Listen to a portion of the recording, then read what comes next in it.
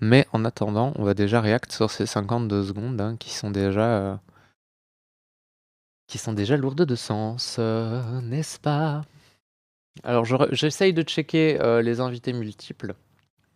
Vous ne m'en voudrez pas si je vous loupe. Si des copains ont envie de monter guest, n'hésitez pas, moi ça me dérange pas du tout. Mais voilà. Tu pourrais parler en ASMR. On m'a toujours dit ça. On m'a toujours dit que j'avais une voix à faire de l'ASMR. Et bah, j'ai jamais vraiment compris pourquoi, sachez-le. Je suis désolé. Euh, Mais si ça vous fait plaisir de m'entendre en ASMR, il va falloir malheureusement... J'allais dire attendre, mais c'est pas vraiment attendre. Et les copains, c'est-à-dire les autres personnes qui ont pour habitude de faire des lives sur qui je monte, etc. Les gens avec qui j'ai déjà eu l'occasion de discuter, je pense à Tony, je pense à Amir, je pense à Cassius, je pense à Ali Babal, je pense à Agno, je pense à tous ces gens-là. Jack aussi, éventuellement, même si Jack, je passe pas beaucoup de Samuel Paty. temps. Ouais, hop, on se calme, on se calme. Donc voilà. Et sinon, je pars toute seule.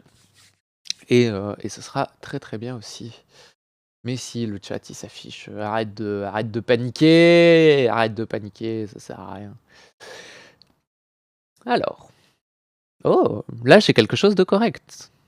En tout cas, en termes de, c'est à peu près correct. On va dire que c'est bien. De toute façon, vous m'entendez. Il n'y a pas de raison que ça se délite davantage. Donc, pour ceux qui n'ont pas suivi l'affaire, qui regardent cette rediffusion 2 semaines après la guerre, qui n'ont pas pour habitude de regarder mes reacts. Parce que j'en avais fait un très long pour justement... non, TikTok ne vous voit pas, YouTube, je suis désolé.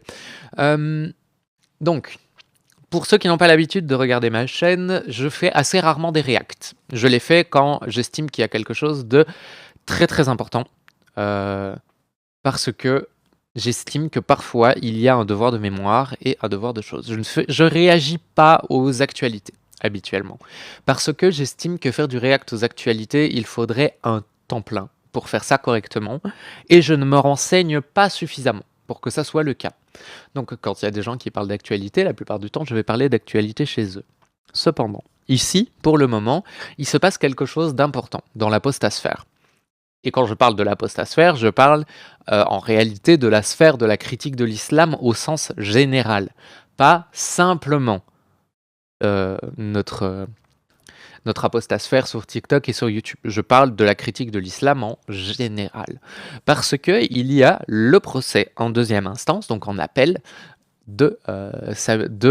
qui concerne la décapitation de Samuel Paty.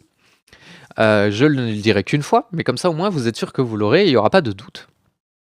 Ce procès en appel a eu lieu il y a quelques jours ou quelques semaines, je ne sais pas exactement quand ça a eu lieu, mais le fait est qu'il y a eu une prise de position de la part de l'avocat. Cette prise de position-là m'intéresse, sincèrement, parce qu'il a dit des choses qui sont très très très intéressantes, non pas parce qu'elles sont pertinentes, au contraire. C'est encore en cours, bah voilà, merci de la précision. Et donc, une fois que je suis désolé, j'ai perdu mon fil. Donc, sa prise de parole est intéressante, non pas parce qu'elle est pertinente, mais parce qu'elle est catastrophique et affreuse. Et comme elle est catastrophique et affreuse, et que je suis concerné au premier degré dorénavant pour ma critique des textes et ma critique de l'idéologie, et non pas ma critique des croyants, hein, on est bien d'accord, nous allons regarder ici, ce soir, ce que cet homme raconte à la télé. Parce qu'il ne faut pas oublier que, en fait, elle est là l'horreur, c'est que cet homme, il raconte ça à la télé. Et devant la France entière et devant le monde entier. Et je pense... Et en fait, j'ai envie de m'exprimer. J'espère que mon avis vous intéressera. Si mon avis ne vous intéresse pas, c'est quelque chose que je comprends tout à fait. Cette rediff n'est pas faite pour vous. Et ne vous inquiétez pas, demain à 9h, il y aura bel et bien quelque chose pour vous intéresser, comme d'habitude.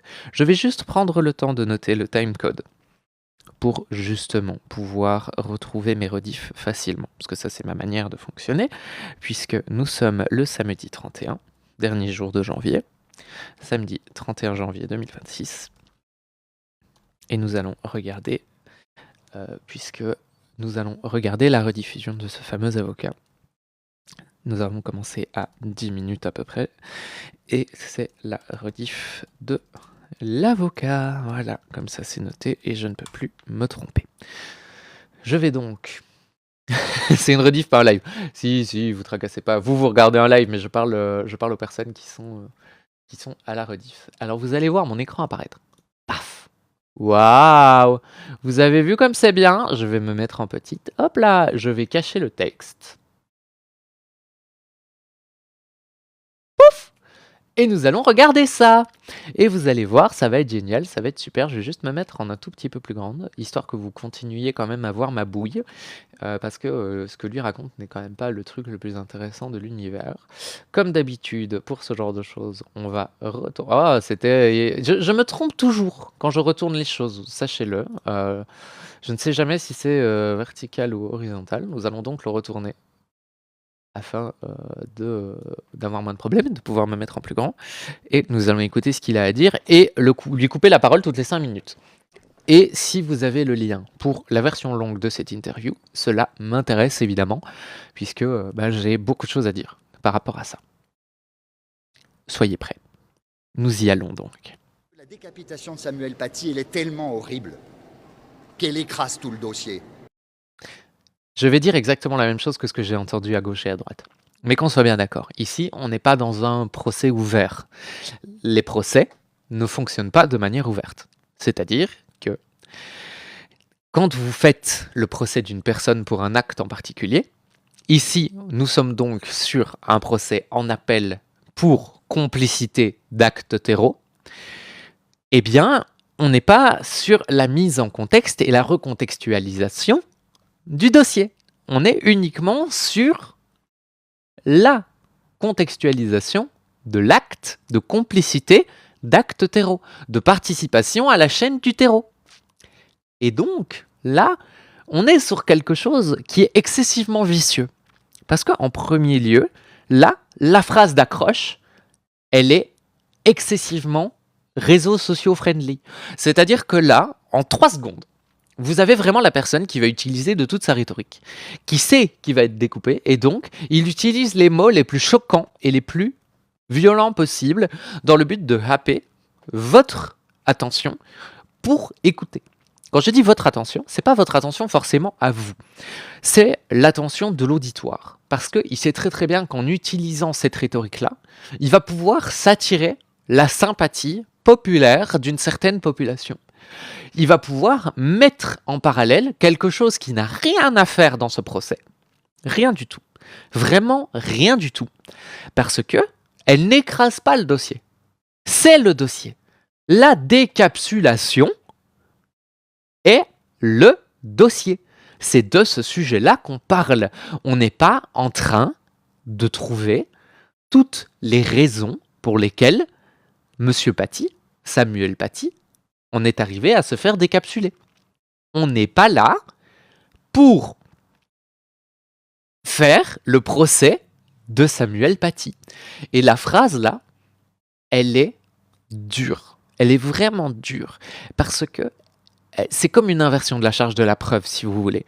On est face à quelqu'un où, quand vous lui dites, tout simplement, bah écoutez, monsieur, vous avez volé des bonbons.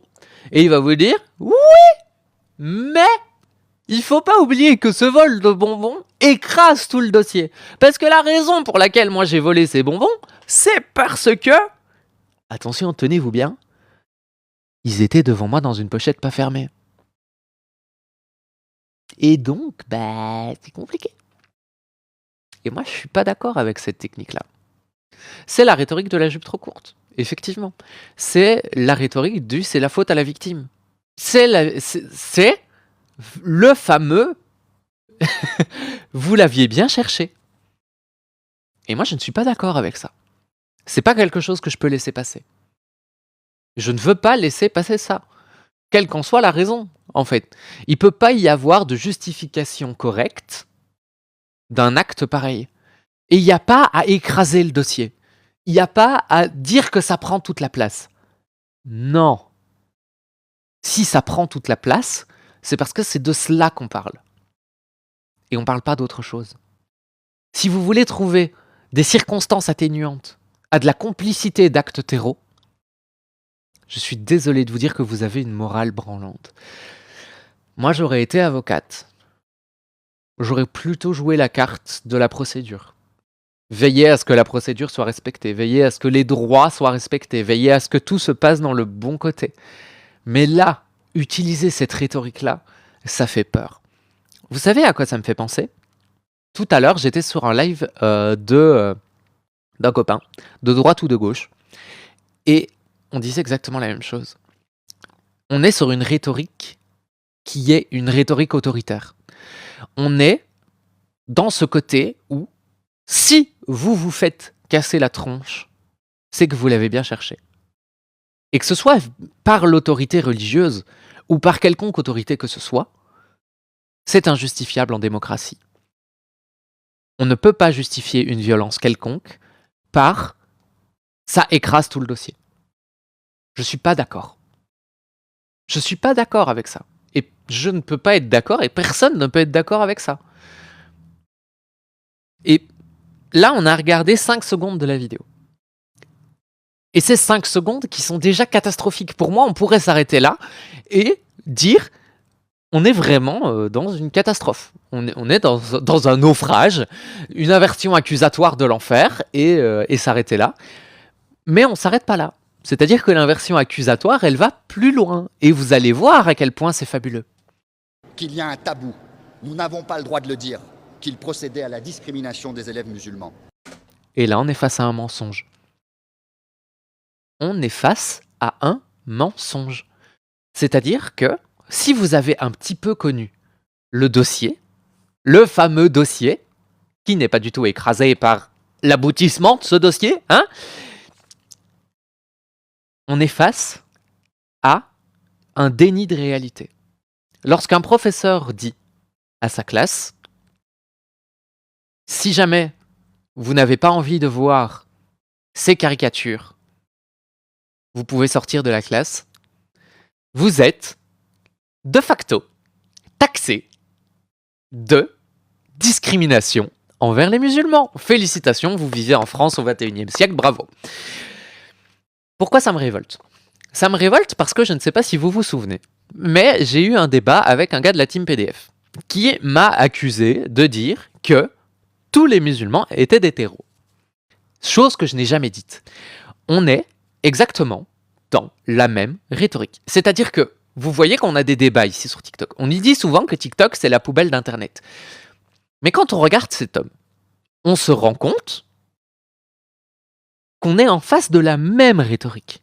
On est en face d'un gars qui, sans sourciller, fait une généralisation abusive, une inversion accusatoire, et en plus de ça, diffame quelqu'un qui s'est fait décapsuler dans le procès de son client qui est accusé de complicité à cette décapsulation. Sans parler du fait que c'est complètement incohérent avec la stratégie de défense qu'ils avaient prise en amont. Parce qu'il faut savoir qu'en première instance, la stratégie de défense, elle était « oui, mais nous, on ne connaissait pas cette personne, on n'était pas en lien avec ha. Ici, on est dans quelque chose qui est totalement différent. Et moi, quand j'écoute ça, ça me tord le cœur. Ça me tord le cœur de voir qu'un avocat peut mentir ouvertement devant les caméras de la France entière et de la francophonie entière sans être inquiété pour ce qu'il dit. Ce qui se dit dans l'audience, c'est privé. Ça ne nous regarde pas. Vraiment pas. Je te ferai monter après, Gaspard. Ça ne nous regarde pas. Parce que finalement, je suis bien toute seule. Mais par contre, ici, là, on est sur vraiment quelque chose qui sera vu hors contexte par des tas de gens. Et des tas de gens vont prendre son petit habit comme un argument d'autorité. C'est exactement comme quand dans une pub de dentifrice, vous avez quelqu'un qui porte une blouse blanche pour faire croire qu'il est scientifique et donc que ça marche. Il s'est défendu sur BFM TV. Ah, intéressant. On ira voir ça après. Si tu pouvais m'envoyer le lien sur YouTube, ça serait incroyable. Comme ça, je copie-colle le lien sur YouTube et ce serait nickel. Et donc, le problème, c'est que ça, c'est un argument d'autorité. Le monsieur, il fait partie quand même d'une profession qui est réputée pour être sous serment. Et ça, c'est difficile. Et c'est pas quelque chose qu'on aurait normalement le droit de faire. Je veux dire, si on tient pour responsables les influenceurs lorsqu'ils mentent à leur public, pourquoi est-ce qu'on ne tient pas responsable un avocat qui diffame ouvertement quelqu'un avec des calomnies infâmes? On doit le tenir pour responsable de ses actes. Attention, je ne justifie en aucun cas quelque harcèlement que ce soit. Aucun harcèlement n'est jamais justifié. On ne harcèle pas les gens. Donc foutez-lui la paix. D'accord? C'est pas de notre ressort. Nous, dans notre petit coin, on dénonce les idées qui puent. On dénonce les gens qui disent des choses qui puent. Mais on fait pas d'amalgame. C'est pas parce que quelqu'un a des idées de merde que c'est un gros caca. D'accord? Donc on n'harcèle pas les gens. On les confronte avec bienveillance à leurs contradictions et à leurs idées de merde. Mais on les harcèle pas. Et la bienveillance, elle est de mise. D'accord? C'est important. Continuons. Mais moi, je vais le dire, haut et fort, tout au long du procès et pas avant de plaider à la fin. Je démontrerai même qu'il faisait la même chose dans le précédent établissement où il était affecté, en 2016. Donc là, vous voyez, on est complètement à côté de la plaque. 100% à côté de la plaque, en fait. C'est fou. Je trouve ça dingue qu'on se retrouve en face de quelqu'un qui dit « mais je vais plaider quelque chose qui n'a rien à voir avec l'accusation de mon client ». Depuis quand est-ce que c'est le procès de Samuel Paty? Depuis quand est-ce que dans le procès qui, toi, est supposé te condamner, ou pas, à complicité d'actes terreaux, tu dis « oui, mais c'est la faute de la victime ». Et tu le dis tout le long. Et ton objectif, c'est de salir l'image. C'est quelque chose qui est totalement affreux, qui marcherait dans un tribunal populaire. C'est quelque chose qui, lors d'un jugement populaire, pourrait fonctionner. C'est une stratégie à l'américaine, en fait.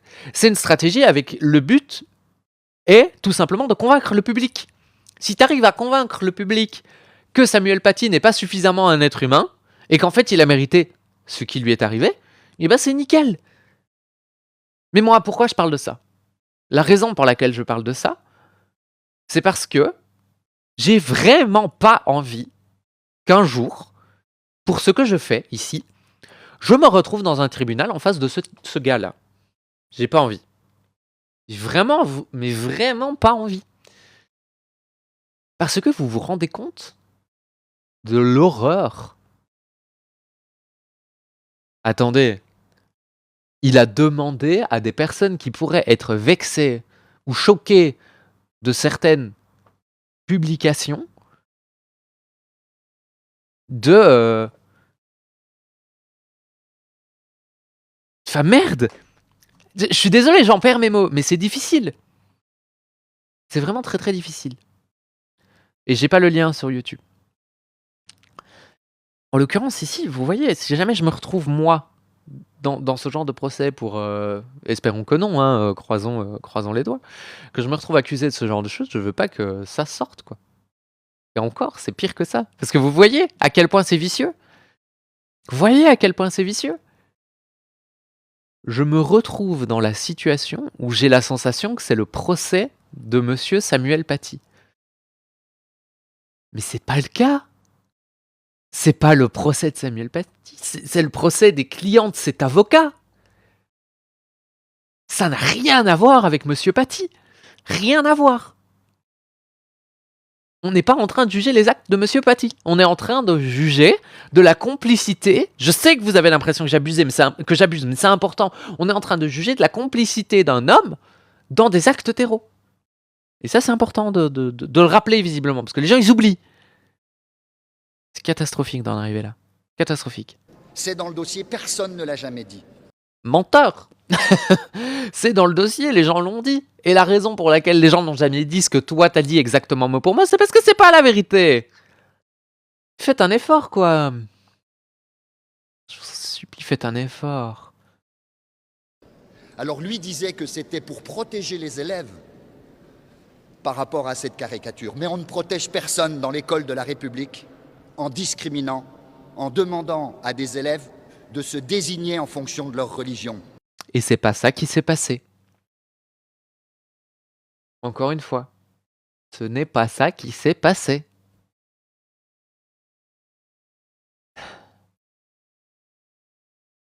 Je vous jure, c'est un sketch. J'ai vraiment l'impression d'être sur un débat TikTok. C'est une folie. Ça signe la discrimination. C'est un article du Code pénal qui réprime ceci. Alors porte plainte! Ou dis à ton client de porter plainte! Si tu considères que les gens ont vécu un truc d'affreux, porte plainte contre la personne, mais ne viens pas défendre l'acte de complicité d'actes terreaux ayant mené à la décapsulation d'un mec en disant qu'il faudrait faire un autre procès. Ça n'a rien à faire ici, rien du tout. Moi, je serai juge. Je suis pas juge, je suis pas formé, je suis pas magistrate. Mais je serai juge. Le mec, il dit ça dans mon tribunal. Je lui dis, tout simplement, mot pour mot. Super facile. Ça n'a rien à faire ici. Ça n'a rien à faire dans mon tribunal. On n'est pas là pour parler de ça. C'est hors sujet, monsieur. Si vous dites encore un seul argument qui va dans ce sens, je vous fais sortir. Ça va, je vais chercher. J'ai vu dans le chat que vous aviez vu quelque chose, donc c'est très bien.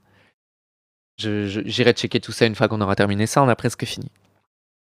Mais moi, je trouve ça inadmissible que ce soit plaidé comme ça et que ce soit... Encore une fois, le fait que ça soit plaidé, c'est au juge à recadrer. Mais là, c'est dit à la télévision publiquement et ça, je suis pas d'accord. Je ne serai jamais d'accord, genre. Et pourquoi je vais faire ça? Parce qu'encore une fois, ça va constituer les fondations de la défense. Mais ça va constituer les fondations de rien du tout, mon frère. De rien. De rien. Ça va constituer les fondations de rien. Et j'aimerais bien, sincèrement, que les gens se rendent compte d'à quel point on est à côté de la plaque. Ça va instaurer le fait qu'on a le droit d'accuser d'islamophobie n'importe qui. Et quand tu accuses quelqu'un d'islamophobie, on te dit juste bah mange tes morts. Juste mange tes morts. T'as rien à dire en fait. On a le droit aujourd'hui, dans un procès qui n'a rien à voir, de dire à des gens vous êtes des islamophobes. Et ça devrait justifier, ou en tout cas amoindrir, pardon. Excusez-moi. Ça devrait justifier, ou en tout cas amoindrir la sentence. C'est affreux. C'est affreux. C'est affreux. On a le droit, aujourd'hui en France, visiblement, de passer à la télé, de dire ça, sans en être inquiété. Alors imaginez-nous qui faisons la critique des textes. Merci. Imaginez-nous, nous qui prenons le temps de... je vais le noter, parce que sinon je vais oublier de le dire. Merci pour le relais.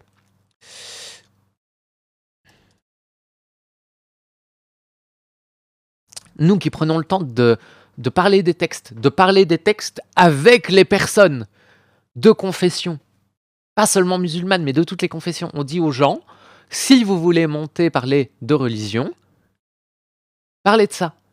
Taper un, taper machin, taper truc, taper bidule. On nous le reproche beaucoup. Et typiquement, ici, en l'occurrence, on est face à une justification de la terreur populaire et ça fait partie des maillons de la chaîne du terreau. C'est horrible.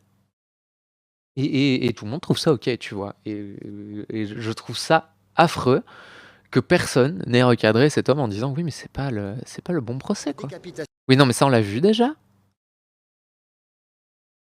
M'en fous. Prenez mon bordel. Non, mais je veux une vidéo, moi. Je m'en fous des articles. Vous êtes bien mignons, mais je veux la bonne vidéo. Vous m'avez envoyé un lien ici. Là, j'ai vu passer un article. Oui, je suis désolé. Quoi, les propos sont attaquables puisqu'ils ont été tenus en dehors du tribunal. C'est exactement ce dont je parlais. En réalité, on est sur quelque chose, effectivement, où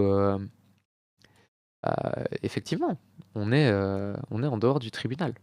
Il n'a pas le droit de s'exprimer comme il veut, surtout pas pour calomnier un homme qui a été victime de décapsulation. Je suis désolé, mais c'est inadmissible. Purement et simplement inadmissible. Alors. Ah, là voilà. C'est celle-là que je voulais.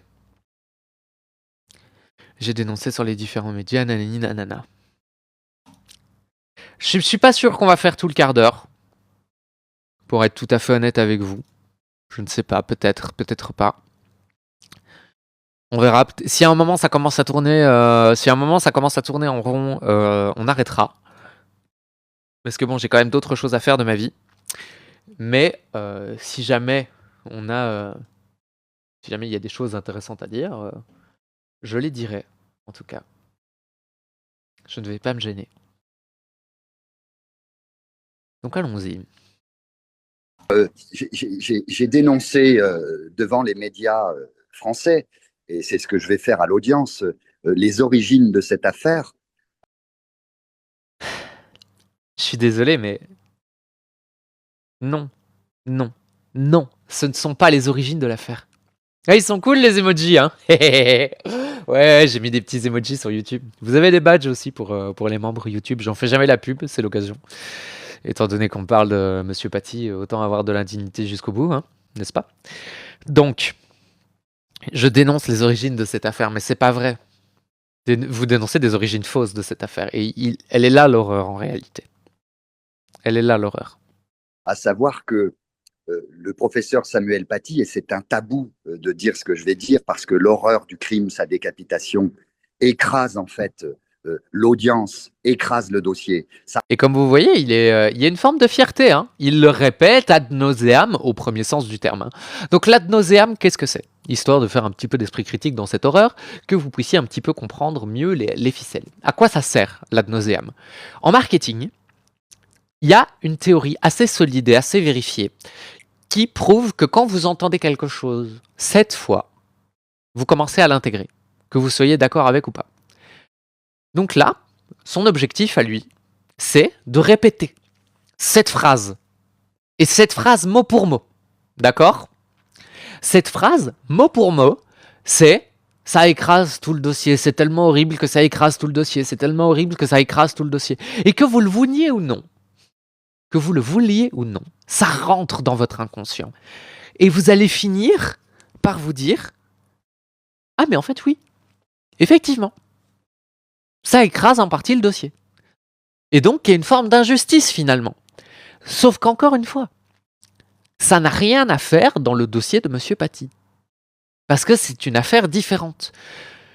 Si on juge quelqu'un pour complicité d'actes terreau, on ne juge pas sa victime. Da S'il vous plaît, ça ne devrait pas être rappelé. Et je le rappellerai autant de fois qu'il répétera cette phrase. Parce que c'est important. Interdit de dire certaines vérités, certaines choses qui figurent au dossier. À savoir qu'il pratiquait la discrimination des élèves musulmans. Et ça aussi, hein, ça fait partie de l'ad nauseam.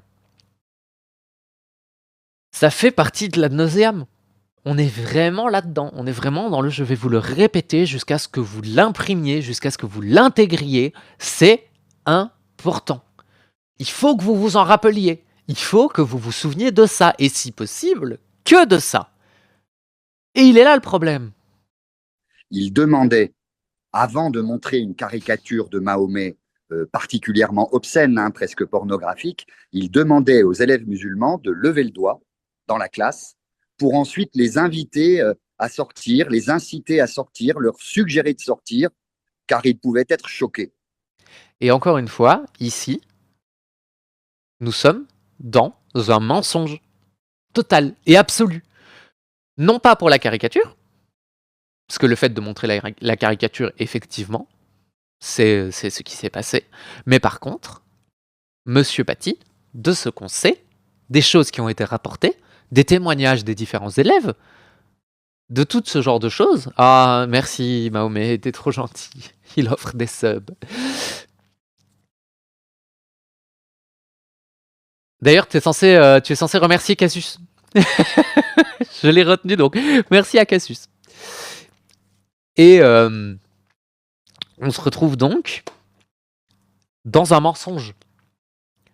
Parce qu'il ne précisait pas si vous êtes musulman, levez le doigt. Pas du tout. Typiquement, c'était si jamais vous n'avez pas envie de voir ça et que vous n'avez pas envie d'être choqué, vous êtes autorisé à sortir, accompagné bien évidemment, et si vous voulez rester et vous cacher les yeux pour ne pas voir, vous avez le droit. Donc on est sur un mensonge total et absolu. Je ne suis pas d'accord avec ça. Je ne peux pas accepter que ce genre de choses soit dites, en fait. Tu as lu le dossier pour dire ça? J'ai pas besoin de lire le dossier pour savoir ce qui a été communiqué, notamment par les proches de Monsieur Paty, par des élèves dans des documentaires. Je ne suis pas renseigné. Et encore une fois, c'est ce que j'ai dit. De ce que je dis. Ça ne justifie en rien les actes et ça ne devrait pas être dit dans ce genre de procès. Vraiment pas. Et à partir du moment où un professeur, dans une salle en France ou partout ailleurs, d'ailleurs, demande à des élèves de se désigner en levant la main en fonction de leur religion, c'est toujours pas vrai. Pour ensuite les inviter à sortir de la classe, c'est-à-dire ne pas participer à quelques instants du cours. C'est toujours pas vrai. Bien, il procède à une discrimination en fonction de la religion des élèves. Et ça, c'est vrai. C'est-à-dire que tout ce qu'il dit avant, c'est faux. Mais si un professeur fait ça, effectivement, c'est pas bien. Sauf que c'est pas ça qui se passe. Donc t'es en train de juger quelque chose de déformé. T'es en train de juger une réalité qui n'est pas réelle. Donc arrête. C'est pas comme ça que ça fonctionne. Je ne suis pas d'accord avec ce procédé qui implique juste de pourrir quelqu'un avec des mensonges en face de tout le monde. Là, il est plus en tenue. Mais encore une fois, c'est tenu en dehors de l'audience. Je suis pas d'accord avec ça. Alors lui expliquait que c'était pour les protéger. Mais c'est pas vrai non plus. C'était pour tous les élèves. Il faut arrêter de dire que c'était uniquement vis-à-vis des musulmans. C'est exactement la même chose que quand moi, on me critique en disant que je ne fais que la critique des musulmans. Alors que je ne fais pas la critique des musulmans. Je fais la critique des idéologies. Et c'est exactement la même chose ici. On est vraiment dans la même chose. C'est pour ça que je me sens autant concerné. Parce qu'on me fait les mêmes reproches. C'est-à-dire que vous vous rendez compte que des débats TikTok utilisent la même rhétorique que cet homme. Et ça, moi, ça me pose problème. Et protégé de l'horreur de la caricature. Mais c'est très paradoxal. C'est lui qui avait choisi ce support pédagogique. Ça, je ne sais pas. J'ai entendu des informations contradictoires. Le fait est qu'un professeur applique ce qui est au programme. Ça, c'est une certitude. Ils n'ont déjà pas assez de temps pour appliquer tout ce qu'il y a au programme. Donc évidemment, ils doivent faire des choix. Mais dans ce genre de moment, en France, on a le droit de montrer ce genre de caricature. D'accord ? On en a le droit en tant que professeur. Si on en a le droit en tant que professeur, on n'a aucunement l'obligation de prévenir ses élèves qu'on va montrer ce genre de choses, puisqu'on en a le droit. Sachant que ça fait partie du programme d'éveil à l'esprit critique.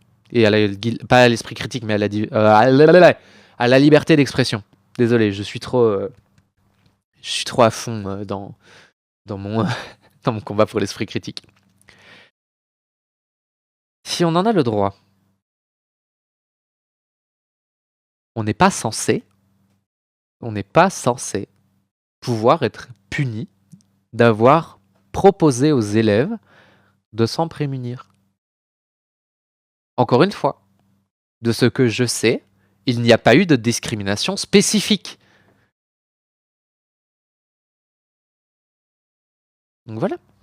Trop émotif. Ah oui, mais ouais, je suis un petit chamallow, moi. C'est donc en choisissant ce support pédagogique qu'il a été conduit à cette étrange pédagogie qui consiste à dire ça va vous choquer, donc levez le doigt et je vous invite, je vous suggère de sortir si vous pensez être choqué. Encore une fois, moi je vois pas le problème. Tu choisis ton support pédagogique. Tu sais que ton support pédagogique peut être choquant.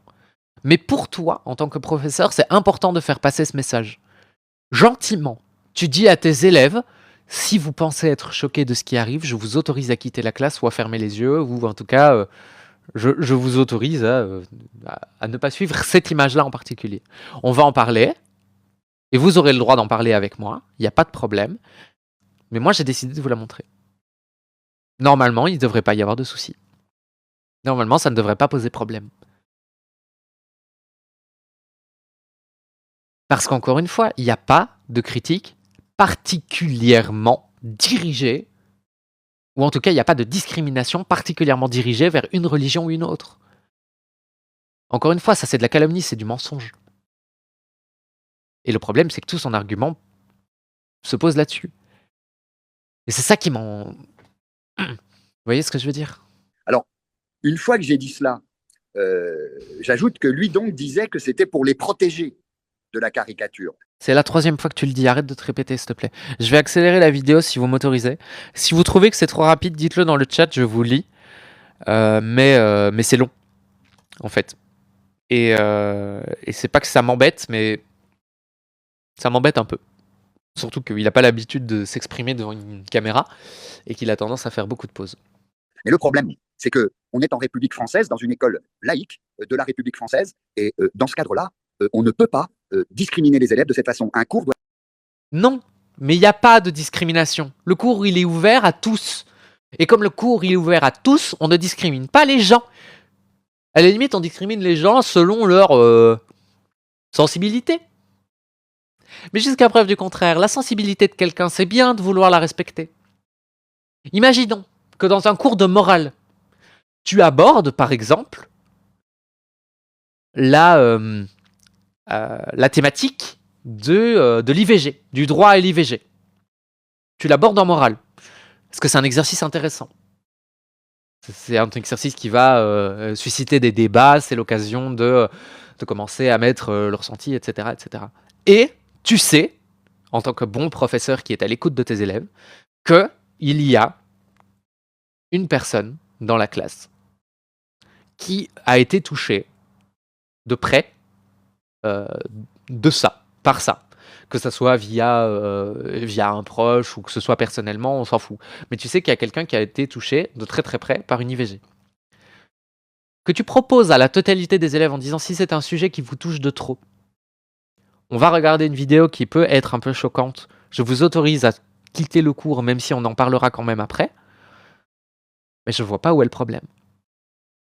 Typiquement, encore une fois, la raison pour laquelle c'est un problème, c'est parce qu'on parle d'islam. Et que ça ne plaise ou pas aux gens, l'islam, parler d'islam, critiquer l'islam, est vu comme un problème en France. Et moi, ça me pose problème. Peut-être fait et adapté à l'ensemble des élèves. Ou alors c'est que le cours est mal conçu. Donc... Mais il est adapté à l'ensemble des élèves. C'est juste que respecter la sensibilité de ses élèves, on ne sait jamais s'ils sont pas dans un bon jour, s'ils sont pas dans un bon mood. Je vois pas où est le souci, quoi. Je ne vois pas où est le souci. Et encore une fois, tant qu'il n'y a pas de discrimination active, tant que les gens ne disent pas, bah, vous êtes juif, vous sortez, vous êtes catholique, vous sortez, vous êtes mormon, vous sortez, vous êtes musulman, vous sortez, il n'y a pas de problème. Il n'y a pas de discrimination. C'est faux, c'est de la calomnie, c'est du mensonge. Ça ne devrait pas sortir de la bouche d'un avocat en dehors du tribunal. En fait, moi, je pars du principe que ça ne devrait pas sortir de la bouche d'un avocat tout court. Mais ça, c'est ma vision de la justice. Donc vouloir les protéger, je dis qu'on ne protège personne en demandant à des jeunes de 12-13 ans de lever le doigt pour ensuite, s'ils sont musulmans, les inviter à sortir. Arrête de répéter ça en boucle. Ce n'est pas vrai. Ce n'est pas vrai. Arrête de mentir. Mentir, c'est pas bien. Surtout qu'en plus, t'as personne pour te dire que tu mens. Moi, je le dis, tu mens. J'en ai marre. Ça m'emmerde. Une fois que j'ai dit ça, ça a été résumé dans les médias français, certains médias de la fachosphère en tout cas. La fachosphère, évidemment. Nous faisons tous partie de la fachosphère. Vous êtes tous des gros fachos, oui. C'est fabuleux, quoi. C'est fabuleux. Résumé comme si la défense que l'on allait mettre en œuvre avec mes confrères, nous sommes 4, allait se... Ils sont 4.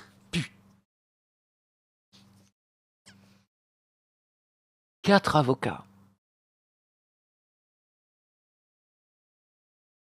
Je ne sais pas si vous vous rendez compte de ce que ça représente, 4 avocats, en termes de coûts.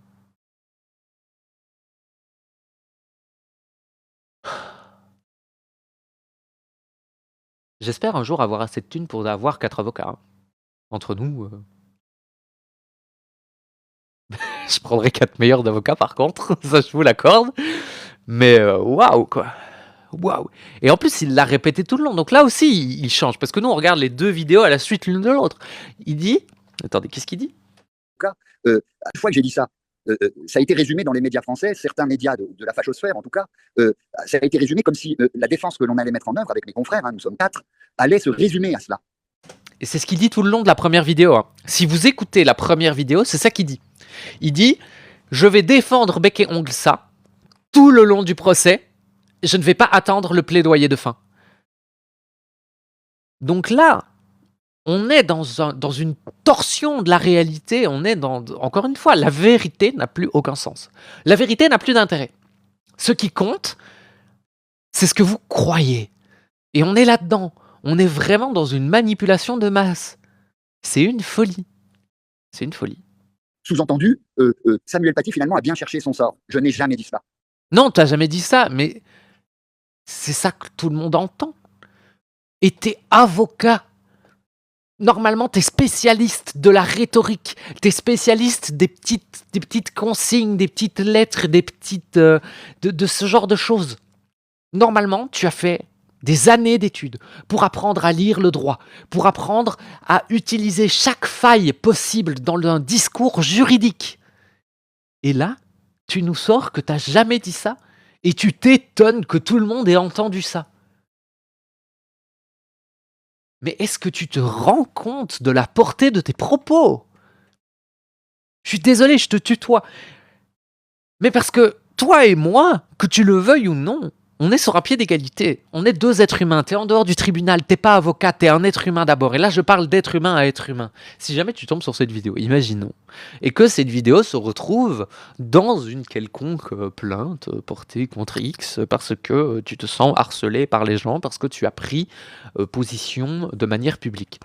Si jamais tu regardes ça, je ne t'attaque pas personnellement. Je trouve que cette stratégie est bancale. Je trouve que cette stratégie pue. Qu'il faudrait pas dire ça. En aucun cas. À aucun moment.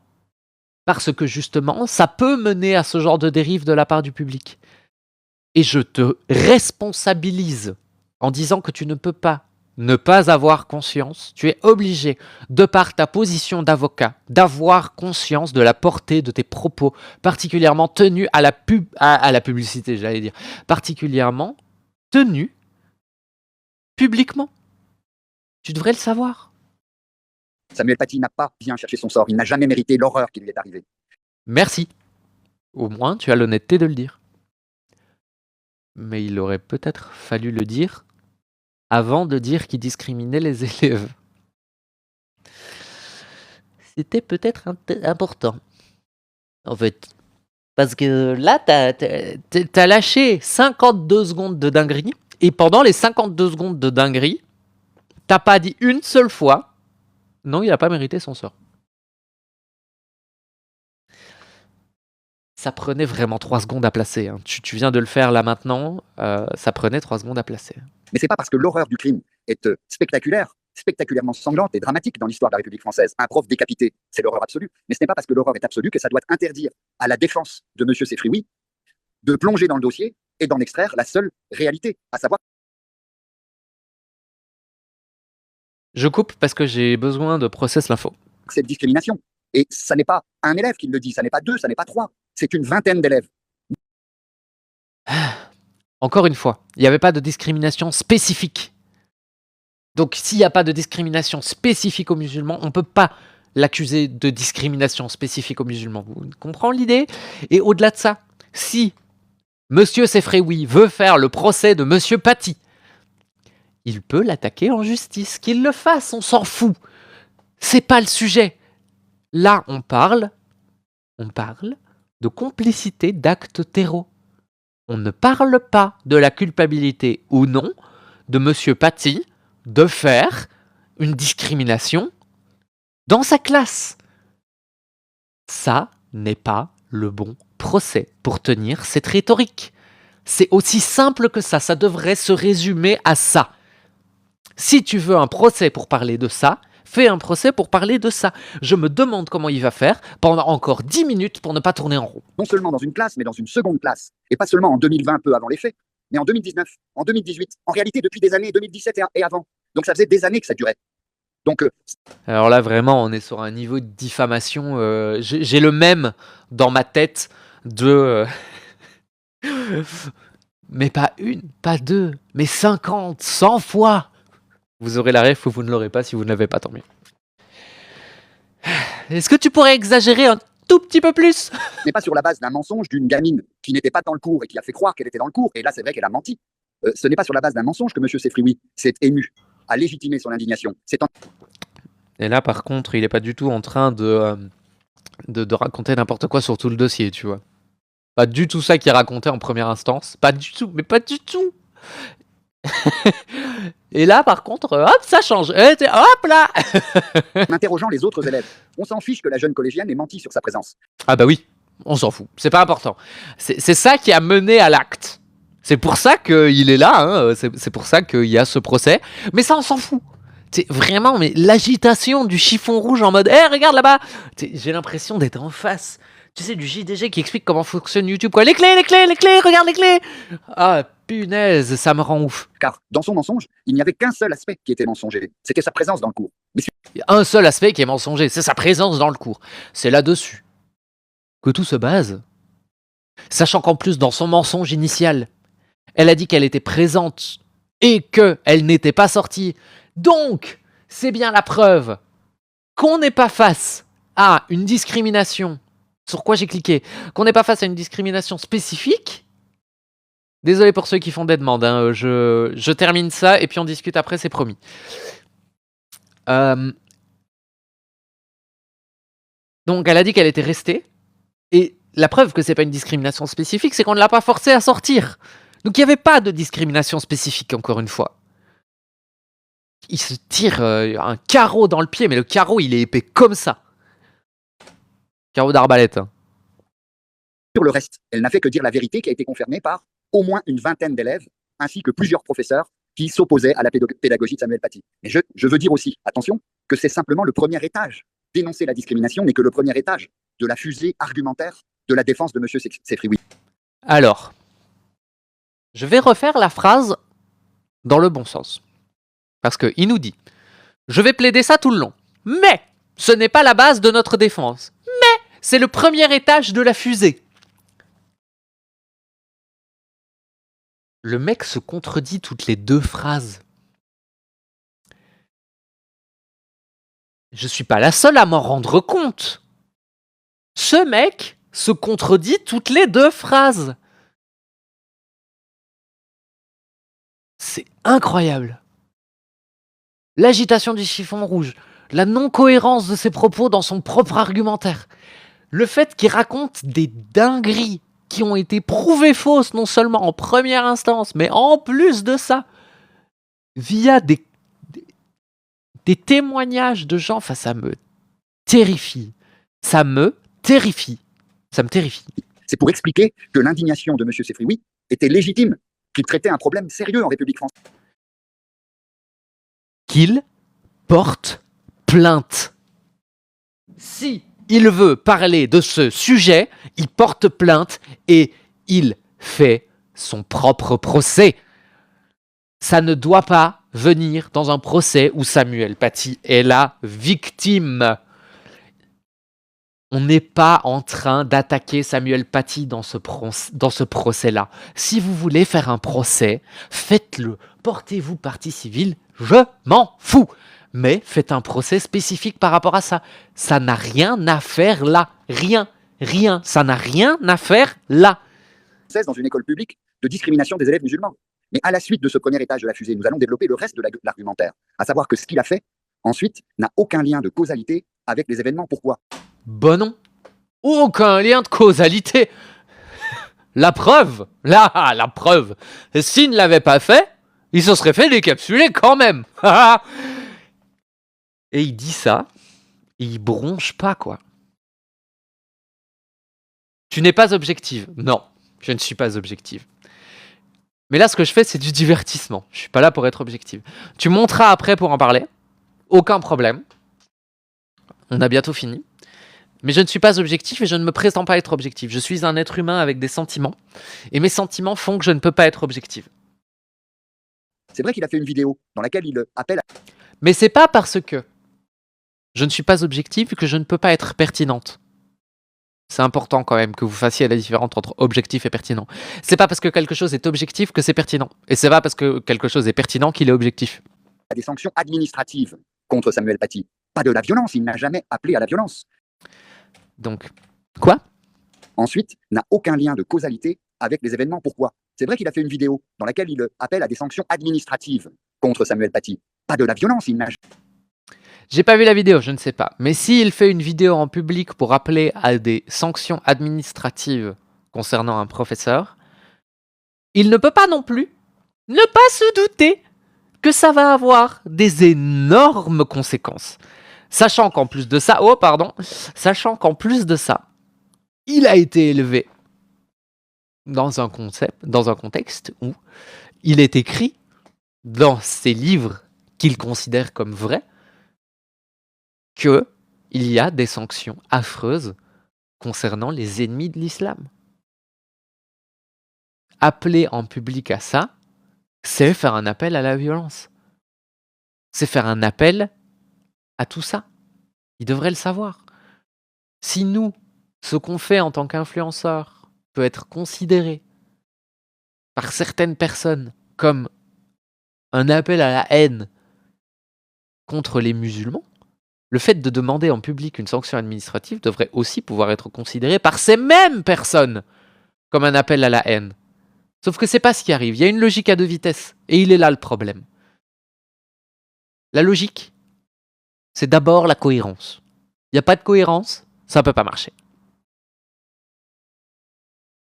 Jamais appelé à la violence. Il a appelé à des sanctions administratives, l'exclure de l'éducation nationale ou à tout le moins peut-être le suspendre quelque temps. Le temps qu'il réfléchisse à ce qu'il faisait et le temps d'apaiser les esprits. Ah ouais, il faut qu'il réfléchisse à ce qu'il fait. Hein. Il montre une caricature du prophète, les gars. Faut le mettre en sanction, il faut qu'il réfléchisse à ce qu'il fait. Parce que là, c'est grave ce qui s'est passé. Il a montré quelque chose de légal.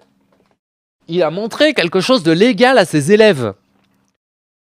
Alors, s'il vous plaît, vous faites un effort, vous connectez vos deux neurones et vous le mettez à l'amende. Parce que bon, il fait quand même quelque chose de pas ouf. Hein. Il a montré des caricatures. Ça mérite d'être déchu du droit d'enseigner. Et ça devrait être acceptable en France. Je suis pas française. Mais ça devrait être accepté dans le pays des droits de l'homme. S'il vous plaît. Non mais s'il vous plaît. Il n'a jamais appelé à la violence. Et cette vidéo d'Abdelhakim Sefrioui, elle n'a jamais été vue par le terroriste Anzorov. C'est établi par le dossier. aucune pièce du dossier n'établit qu'il l'a vue, cette vidéo. Et cette vidéo de M. Sefrioui a été mise en ligne le 12 octobre dans la nuit. Plusieurs jours après, Kanzorov ait eu connaissance du nom de Samuel Paty et de la polémique au collège du Bois d'Aulne, et il en avait eu connaissance par un message WhatsApp d'un des pères de famille de ses élèves musulmans qui avait lancé cette polémique dès le 8 octobre. Donc 4 jours avant la vidéo de M. Sefrioui, le terroriste avait déjà connaissance de la polémique, avait connaissance du nom de Samuel Paty, avait connaissance de l'adresse du collège. Eh ben ça, mon petit gars, ça s'appelle un effet de meute. L'effet de meute, c'est quand il y a plein de gens qui font plein de trucs. Et que, petit à petit, tu vois, tous ces trucs-là, en fait, même s'il n'y a pas de lien direct entre eux, eh ben en fait, l'engrenage continue à s'auto-alimenter. En fait, tu vas avoir un effet où quand il est autorisé et quand il est vécu comme légitime de prôner des sanctions vis-à-vis de quelqu'un qui fait quelque chose, même juste des sanctions administratives, et ben ça justifie le climat de violence. Et comme ça justifie le climat de violence, petit à petit, ça mène à la violence et ça participe à tout ça. Et il est là le problème.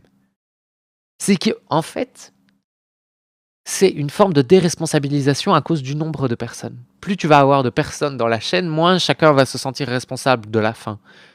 Mais tout le monde en est responsable. C'est exactement la même chose que dans un harcèlement. Oui, tu n'as envoyé qu'un seul message.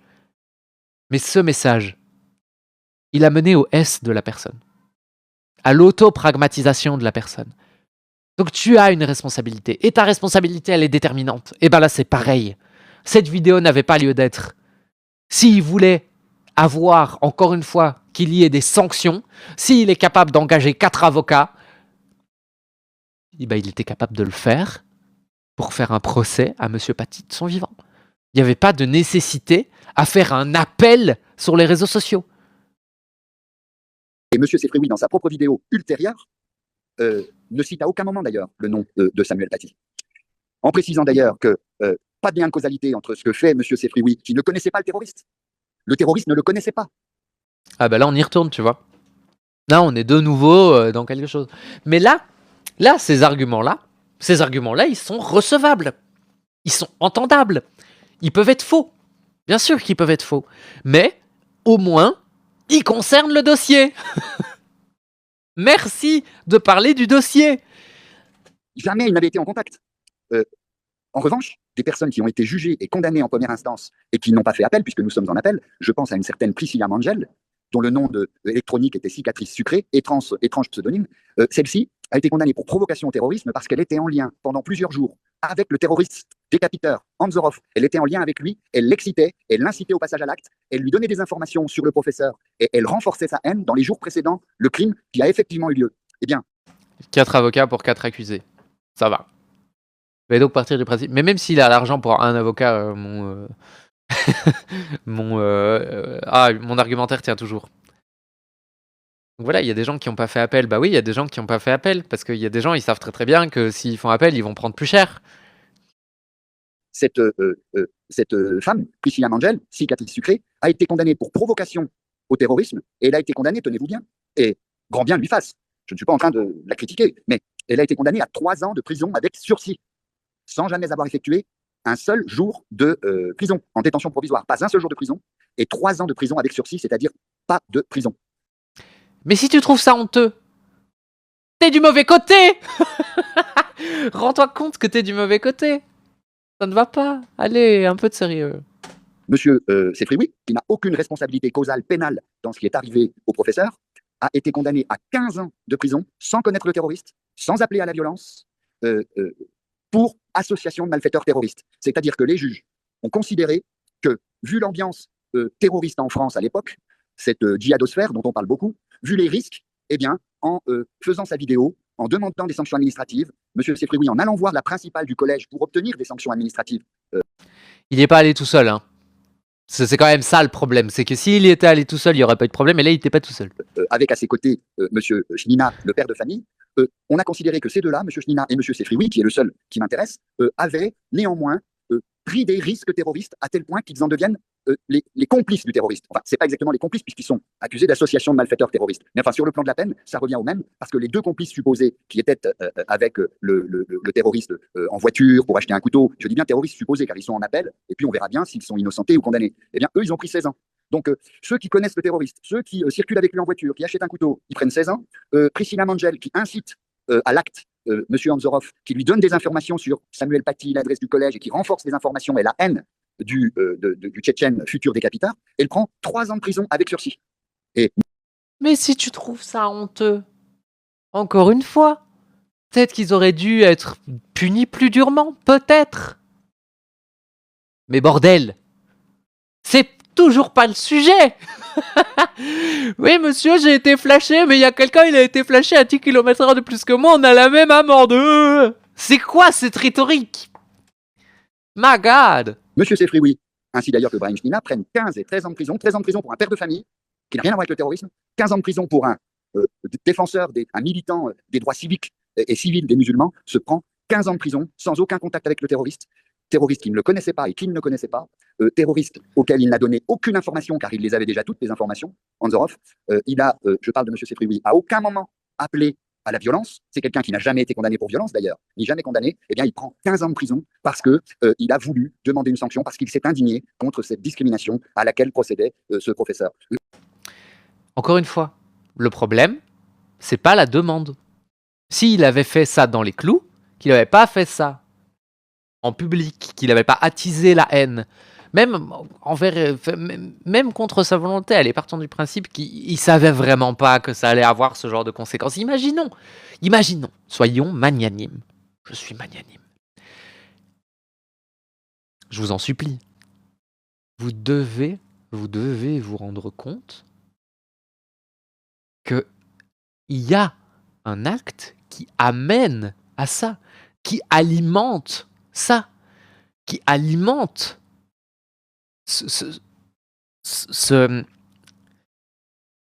comment on dit, ce climat. Lui, il parle de quoi, de djihadosphère. Il aime bien les mots en sphère pour vraiment diminuer le truc. Ah donc, tu vois, il faut. Si les gens ont été condamnés, c'est que leur culpabilité a été liée aux choses. Après, vous êtes en appel. Peut-être que vous allez pouvoir diminuer un peu la peine, mais la non-culpabilité, j'y crois pas. C'est quand même assez rare qu'en appel, on vienne dire hop là, en fait, vous étiez innocent. Assez rare. J'en termine pour dire, je ne suis pas du tout en train de dire que ce pauvre professeur décédé dans ces conditions tragiques, je ne dis absolument pas qu'il était raciste ou même islamophobe. Non, mais tu dis qu'il faisait de la discrimination des musulmans. Donc, qu'est-ce que la musulmanophobie, ici appelée islamophobie, si ce n'est notre meilleur ami, l'islamophobie, hein? Qu'est-ce que ça pourrait être d'autre, si c'est pas la discrimination spécifique des musulmans, C'est incroyable, je trouve ça fou. Je trouve ça fou que tu puisses dire dans la même vidéo, à 2 phrases d'écart, il discriminait les musulmans, mais il n'est pas musulman. Car en réalité, je ne le pense pas. Mais néanmoins, il a mis en œuvre ce que j'appelle une étrange pédagogie, celle que j'ai décrite tout à l'heure, en choisissant une caricature atroce, obscène. Il faut voir la caricature, c'est quand même Mahomet à 4 pattes. Pardon de décrire la chose, j'en ai honte moi-même. À 4 pattes, les testicules apparents, le sexe pendant, dégoulinant, avec une étoile jaune plantée dans les fesses, comme un plug anal. On ne sait même pas ce que ça veut dire, cette caricature. Je ne sais pas où est l'humour, je ne sais pas ce qu'elle signifie, peu importe. Mais en choisissant cette caricature, étrange pédagogie, il a commis, à mon avis, une deuxième faute et qui est la plus grave.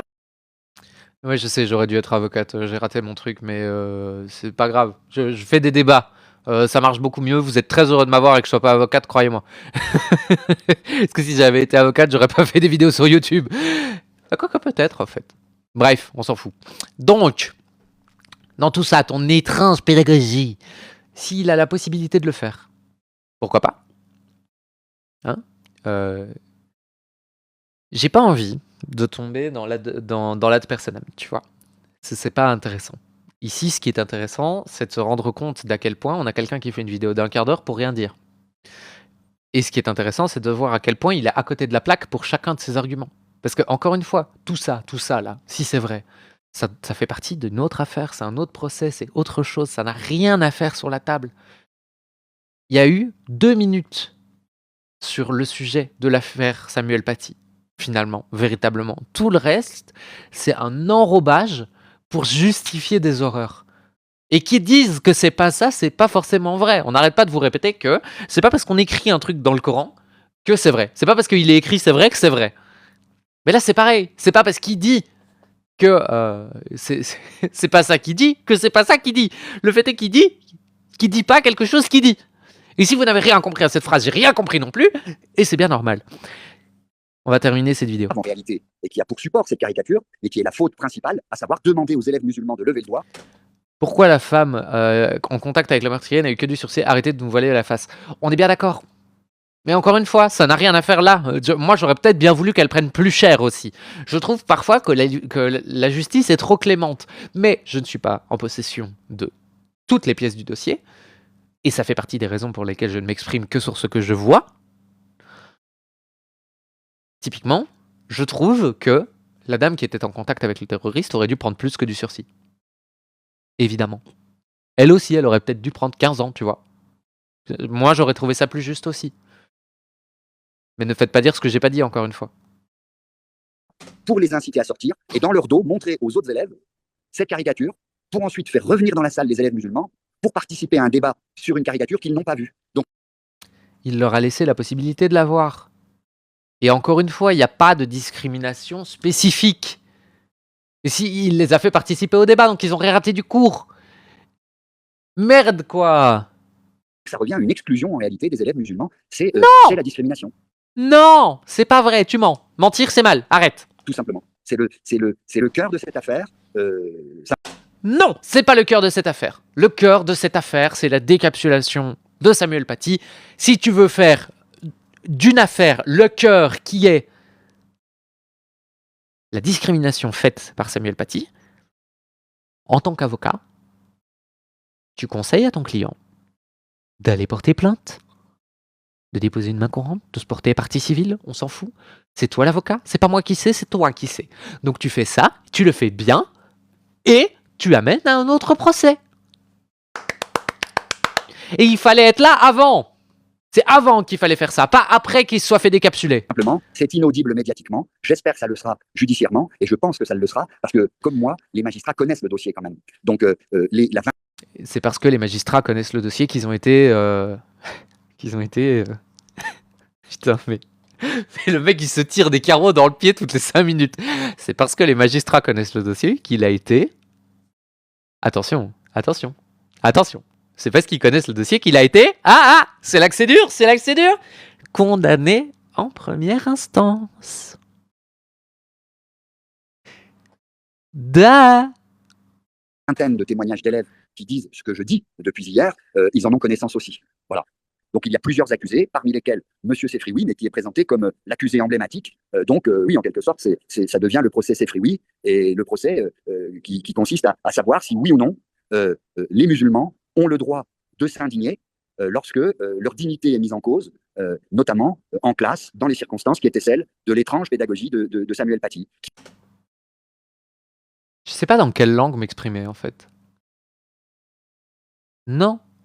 C'est pas le procès de... C'est moi qui ai plus le souffert, alors c'est moi qui ai plus le droit de faire valoir mes droits. Tu es accusé de complicité de terreau. Si tu veux engager des poursuites envers quelqu'un pour de la discrimination, fais-le. Rien ni personne ne t'en empêche. Mais arrête de dire que c'est ça le fond de l'affaire. Ce n'est pas pour ça que ton client est à la barre. Ce n'est pas pour ça qu'il est derrière le banc des accusés. Ça n'a rien à voir. Ce n'est pas pour ça. C'est pas cette raison-là. C'est pas ça le procès. Arrête de déplacer les buts. Il voulait protéger les élèves, mais qu'il les protégeait, je le répète, d'une curieuse façon, car en République française, dans un établissement public d'enseignement, on ne protège personne en excluant les personnes, les élèves, les jeunes élèves de 12-13 ans, ils sont en 4e, en leur demandant de se désigner comme musulmans devant toute la classe. Qu'aurait-on dit s'il avait demandé aux catholiques de lever la main pour sortir ensuite afin On voit qu'il a cherché catholique. Hein. Le juif, il est pas passé loin. Hein. On était vraiment pas loin. Mais il savait que c'était limite, donc il se dit ah, je vais prendre catholique parce qu'on sait jamais. Écoutez, s'il l'avait fait avec quelque religion que ce soit, n'importe laquelle, je m'en fous, ça aurait été inacceptable. Mais c'est pas ça qui s'est passé. Et arrêtez de répéter que c'est ça qui s'est passé parce que c'est pas vrai. Montrer une caricature de Jésus-Christ à quatre pattes, qu'aurait-on dit si ce même professeur ou un professeur à l'avenir demandait aux élèves juifs de lever le doigt pour ensuite sortir de la classe et montrer une caricature de Mahomet, pourquoi pas une caricature de Moïse en train de se masturber. Et qu'est-ce qu'on dirait si un prof disait un jour les homosexuels, levez le doigt, s'il vous plaît sortez, je vais montrer une caricature homosexuelle, ou les handicapés, levez le doigt, je vais montrer une caricature de handicapés très amusante, etc. Pourquoi je vous cite tout ça? Les musulmans, les catholiques, les juifs.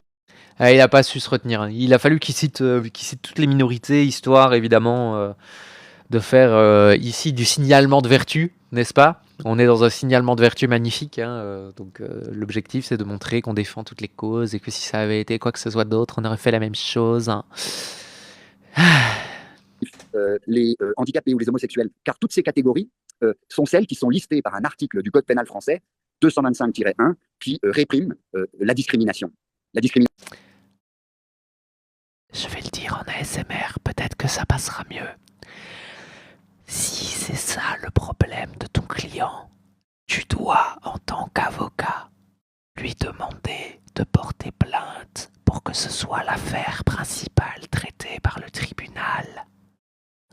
C'est ton devoir de professionnel de conseiller ton client du mieux que tu peux et pas de le défendre comme une baltringue. C'est toute distinction en fonction de la race supposée, de la religion, de l'orientation sexuelle, du handicap, etc. Donc je ne fais que reprendre, si vous voulez, ce que dit la loi française et qu'a méconnu, en fait, Samuel Paty. Je ne m'acharne pas contre la victime. Je ne veux pas assassiner judiciairement une deuxième fois Samuel Paty. Mais non! L'objectif, c'est qu'il soit reconnu coupable de discrimination, mais je veux pas m'acharner judiciairement. Je veux pas faire un character assassination, comme on dit. On veut pas cancel quelqu'un. Incroyable. Je revendique les droits de la défense pour expliquer les ressorts profonds de cette affaire et pourquoi elle a démarré, comment elle a démarré. Et nous démontrerons qu'en conséquence, M. Sefri, oui, à la suite de cette indignation légitime, à aucun moment n'a de responsabilité causale dans le drame qui est survenu. Aucune responsabilité causale sur le plan pénal. Il n'a jamais... Eh ben tu vois, tu l'as dit 2 fois. Eh ben là, sur le quart d'heure de vidéo qu'on a regardé, c'est ça que t'aurais dû dire avant tout.